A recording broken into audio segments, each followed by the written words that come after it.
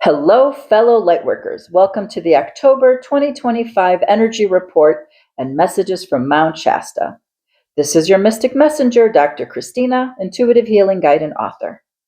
Come take a hike with me while we discuss the energies of the month and the messages I received. Today we will be exploring Bunny Flat, Panther Meadow, Old Ski Bowl, and Ascension Rock. As I anticipated, September was the most energetically charged month of the year. Although I started drafting my podcast for September, the energies knocked me off my feet leading up to the 1st, and I was unable to complete it because I became very ill. By the time I felt better, I felt that it was too late to post. Although I had a difficult first week of September, which coincided with Saturn retrograding back into Pisces, my sun sign, I was able to go on several hikes later on in the month with a dear friend. If you're interested in learning more about Mount Shasta, I posted several videos of the sacred sites here. I hope you enjoy them. Please make sure to like and follow me to learn more. Last month's eclipse season was very potent. In astrology, each sign travels through 30 degrees, and the 0, 15th, and 29th degree are very important degrees. The new moon at the end of August, which started the eclipse season, was at 0 degrees of Virgo. And on the 7th of September, we had a full moon total lunar eclipse in Pisces at 15 degrees, which represents transformation.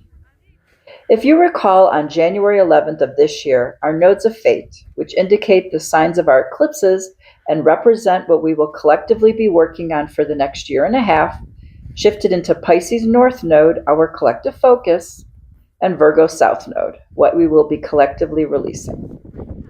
Pisces rules spirituality and completion because it's the last sign of the zodiac. So we will be working with the Pisces-Virgo axis until July of next year. Interesting to note that 2025 is year number 9 and September is the 9th month. Total lunar eclipses are known to bring about powerful endings, again further supporting this theme of completion. Soon after, on the 9th, we entered the 999 portal, which also represents endings. Eclipse season ended on September 21st, with a partial solar eclipse and the new moon in Virgo on the 29th degree, which is the critical degree where all the energies culminate, which was followed immediately by the autumnal equinox. This 2-week period was very energetically intense, and is no surprise that a very significant event took place on the world stage on the 10th of September. And if eclipse season wasn't energetically intense enough, on August 29th, Pluto went out of bounds. Pluto, the planet of transformation, lies, death, and destruction, will be going in and out of bounds until 2035, and will not go out of bounds again for quite a while, making this a very significant astrological experience and possibly the most significant astrological event of our collective lifetime. What this means is that Pluto will be out of the influence of the sun, and as such will act in amplified and unbounded ways. Pluto also rules power structures. The last time Pluto went out of bounds was from 1938 to 1953, and it peaked in 1945. However, in 1938, Pluto was out of bounds to the north, which influenced the rise of authoritarian leaders. Pluto was out of southward bounds around 1776, when there was a collapse of power. Pluto is now out of bounds in the southward motion, which will hopefully influence the collapse of the dysfunctional power dynamics we are currently experiencing. The intensity of eclipse season with Pluto's influence followed us as we closed out the month of September and into October. But hopefully we might get a slight reprieve this month. But with Pluto still moving in and out of bounds, I'm not too sure. Hopefully all of you had an opportunity to recover from last month's eclipse season. I personally had many insights and opportunities to clear some old patterns that have been holding me back from my own personal transformation. I would love to hear about your experiences last month. Please feel free to leave any messages in the comments. And now we're in the month of October, which numerologically is the number 1 month. The number 10 is 1 plus 0. which is 1. We are halfway through the astrological or spiritual year. I feel that October will be another powerful month and a month of some new beginnings. We begin the month with the first of 3 super full moons in a row. On the 6th in Aries, which is powerful and fiery. This full moon is asking us to take some bold action to close out stuff that came up during eclipse season so that we can move forward. I am already feeling the intensity of this upcoming full moon. Hopefully you'll take some time on Monday to do a full moon releasing ceremony. I know I will, and I hope you can join me in spirit.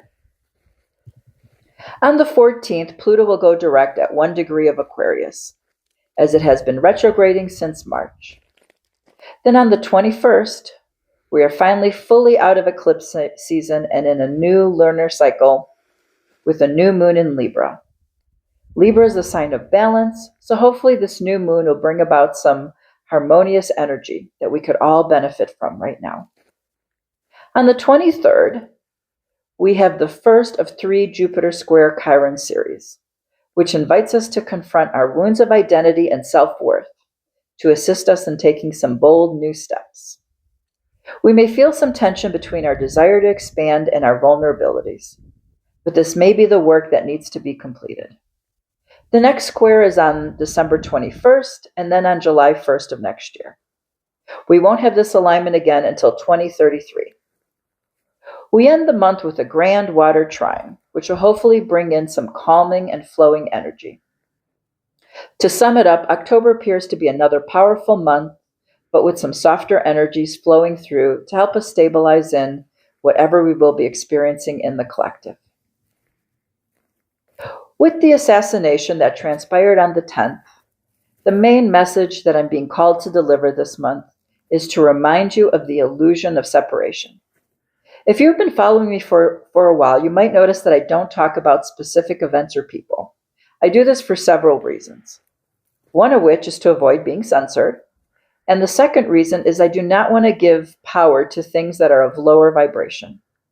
And my focus is about understanding and explaining the underlying dynamics of events and participants. Most of the events that are transpiring on the planet are planned distractions and attempts to lower the consciousness of the planet. My focus is to assist in elevating the consciousness. Something we need to understand is that we are all energetically connected. We are merely fractals of this interconnected universe, as we are all connected to Source. We can disagree with another's opinion, belief, and action, but to hate and wish someone harm and suffering, that is truly inhumane. If you feel hate and anger from an energetic perspective, this actually harms you. It is okay to feel angry about certain atrocities on the planet, but to stay there and to perpetuate hate and divisiveness, this is of lower vibrational frequency. In recent years, we've become more polarized because the extremes have been amplified. Most people are actually in the middle. Let's keep that in mind. We are more similar than we are different. We are never going to evolve as a species if we keep separating and fighting. We need to figure out how to cooperate and find the middle ground. We are all living on this planet, and the most evolved way is to figure out how we're going to get along.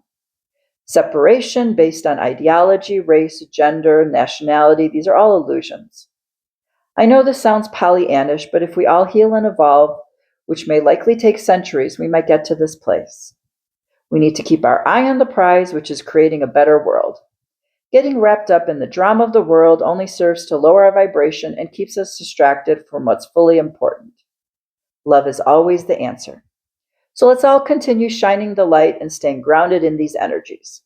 I'm so excited to be sharing another amazing month with you. Stay tuned for my next energy report in November and more videos regarding this collective evolution we are experiencing. Sending you lots of love and light from the heart of Mount Shasta.